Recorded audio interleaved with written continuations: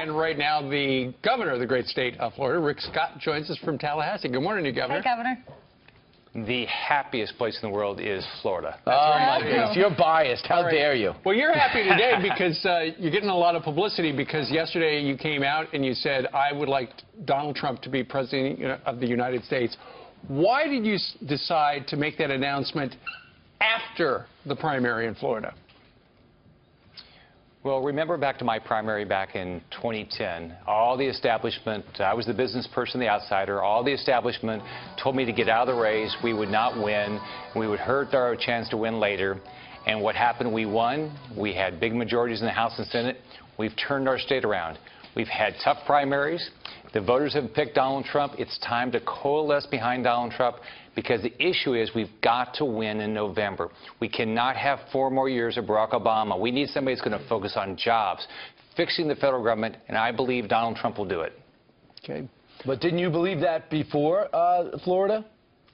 Well, what I want to do is I wanted to let the voters decide. I trust the voters. I did not like the party leaders telling me to get out of the race. I did not like the party leaders telling me I shouldn't be in the race. I let the voters decide, and that's why I waited till after the primary in Florida. And you saw Donald Trump had a big win in Florida and a big win on Tuesday. We've had a tough primary season. 2 favorites from Florida lost. A lot of my friends as governors have not made it. It's time to coalesce behind Donald Trump so we don't have Hillary Clinton in November. We can't keep having this Republican on Republican fighting. I want jobs. I know Donald Trump can focus on jobs like I've done down here and turn this economy around. I think it's probably smart that you didn't endorse anyone. You had Jeb Bush, you had Marco Rubio, Donald Trump employs a lot of people in the state of Florida. I think you made a wise choice by not endorsing someone because it could have turned off the other 2, or the front runner. What do you make of the media? Media is up in arms right now over Trump's comments about a contested convention. He said basically, if we don't have the 1, 2, 3, 7 going into the convention, we're going to have a contested convention. And the GOP voters have made their choice. They picked me, he says, and we're going to have riots as a result. What do you make of that? Well, clearly the voters are frustrated with party leaders. They don't trust party leaders right now.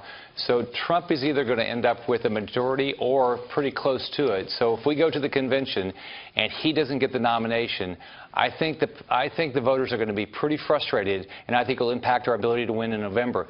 My focus is we've got to win in November. It's time to coalesce behind Donald. I mean, we've got to have somebody that's going to focus on jobs, downsizing the size of the federal government. All these things are important to us. Right, but Governor, do you think Donald Trump was suggesting, you know, if I don't get it, he was inciting violence? Oh, you can ask Donald Trump what he meant. I assume what he meant is that people would be frustrated. Well, I heard it that people would be very frustrated. I think that people will be very frustrated. They don't want party leadership picking the winner. That's you know, I won in 2010. The party leaders wanted to pick somebody else. They had their hand-picked candidate. People want the voters. The voters have clearly chosen Donald Trump. They trust a business person outsider. They want somebody to change the status quo.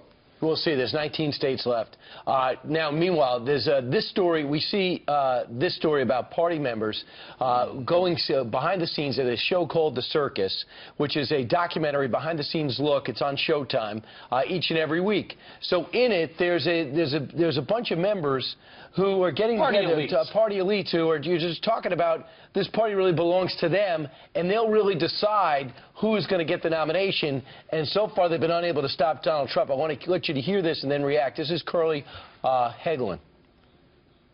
That's a problem.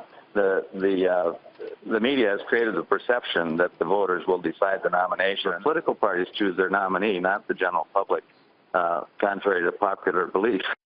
I should say that was a CNBC cut from this CNBC show. What's your reaction to that? That guy's an RNC member. Voters should be choosing nominees. That's exactly what they wanted to do to me. The party's leadership asked me to get out of the race a bunch of times. The voters should be choosing this. They've clearly chosen Donald Trump. And let's all remember, we want to win in November. We've got to coalesce now. We can't have this Republican on Republican infighting for 4 more months. How did the establishment react to you endorsing Donald Trump? I haven't gotten any phone calls, anybody complaining. I think I did the right thing by waiting, letting the voters of Florida decide. Look, we've had a very contested primary with a lot of great candidates. It's time to coalesce. Right. Let us ask you this. Ultimately, you know, Florida is one of those wonderful states with people of all political persuasions. The big question is, as the chief executive of Florida, in the general election, could Donald Trump, who you endorse, beat Hillary Clinton? Oh, I think he'll clearly beat Hillary Clinton. We don't want 4 more years of Barack Obama. They've seen No, but that you know in how Florida. tight Florida You elect is. a business person. And you know Barack Obama won twice? If you look, they've seen that a business person outsider can turn this state around. I think they're very open to a business person outsider turning our federal government around. So I think Donald Trump will have a big win in November in Florida. All right, what happened to Marco Rubio? In the big picture, he only won his county. I think he worked really hard, but Donald Trump has done a great job of getting his message out. The issue this year is jobs, just like my races in 2010 and 2014. It's all about jobs. People are ready for a big change in government. All right. What's his biggest adjustment, Governor, as you go from business person to politician? You did it.